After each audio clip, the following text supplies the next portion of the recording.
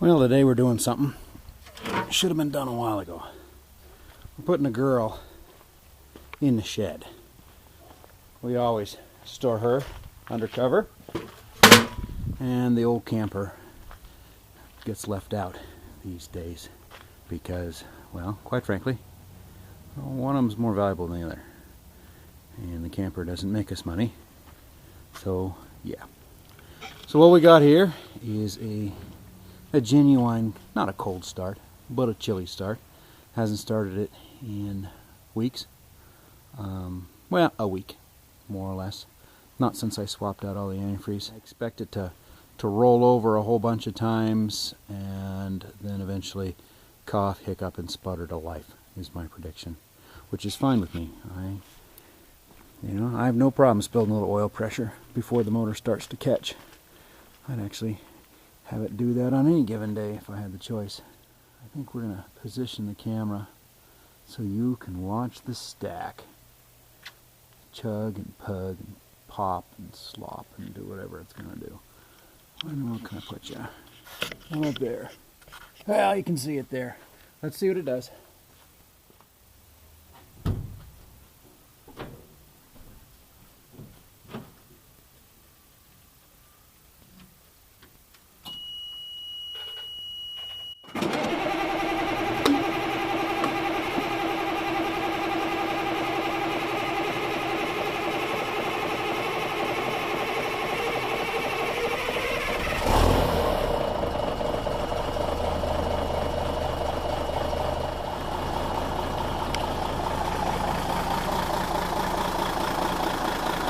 Well, we got 5 cylinders so far.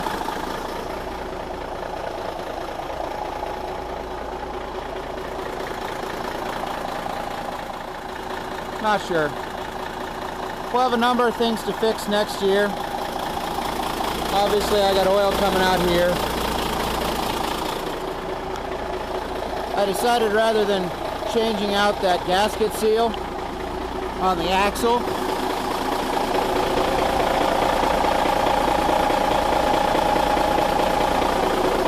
I made sort of a homemade shroud. We'll see if that works.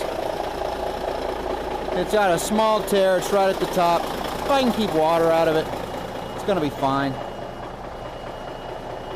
I mean, it doesn't stop the internal seal from puking gear oil into that hub and dribbling down God only knows everywhere and making it so I have to clean it all the time, but as long as I can pressure wash it, that's still fine. And I think all this oil here is blowback from this area when we're running. It's leaking a fair bit of oil out of the transmission holes. And by a fair bit, I mean it leaks some, right? Enough to put drips on the ground.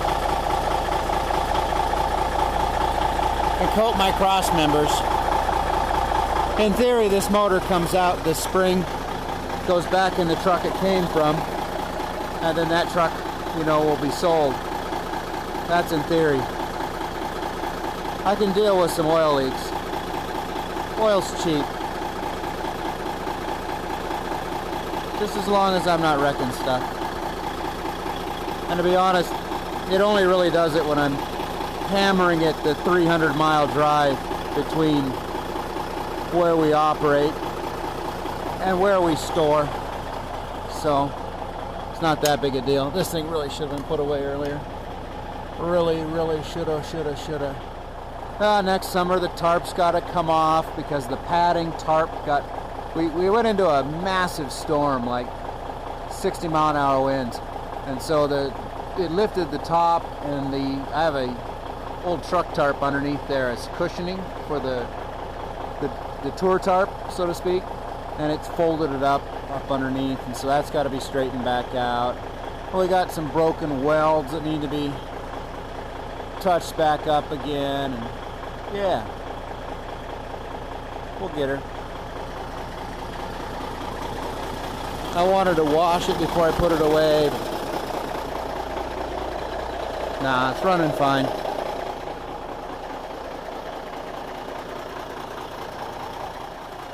The Alder Gulch Summit Tour is going to bed for the year. We'll fix everything in the spring. That's just the way life is.